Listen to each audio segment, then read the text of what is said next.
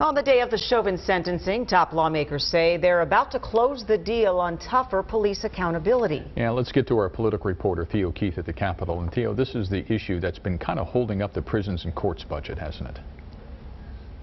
Yeah, for sure, Tim. And a deal would allow Minnesota to avoid legal drama for keeping the prisons open past July 1st, even if there is no funding for them.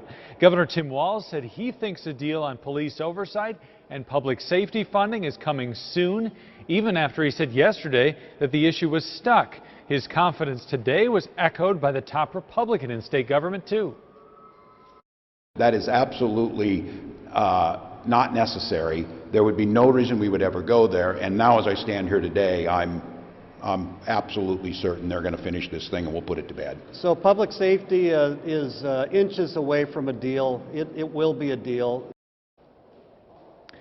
Walz said one of the sticking points is how quickly body camera video gets released to families after a police killing. Lawmakers have also been negotiating over how police deal with crowds and whether to ban traffic stops for equipment violations like expired tabs. Two other big budget bills today are headed for more negotiations. One of them is the state government bill that funds a lot of state agencies.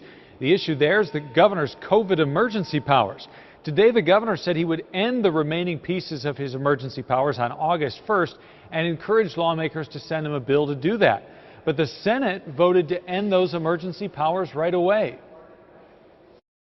We'll end the emergency powers on the 1st of August. That's when the toolbox will close. Everything will be done. It'll be done in an orderly fashion.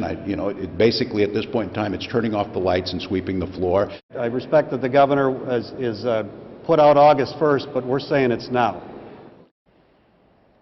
At worst, this disagreement threatens to shut down multiple state agencies, but I have to tell you that it seemed more political theater than anything else, something that might get worked out next week. You did not see any frustrated news conferences from the House Democratic majority after the Senate Republicans did this, for example. The other issue that is headed for more negotiations is the Jobs and Economic Development bill that includes $150 million in business relief, some of which will go to rebuild riot damage in Minneapolis and St. Paul. The issue there is that House Democrats tacked on a refinery safety requirement for oil refineries, including the one in St. Paul Park.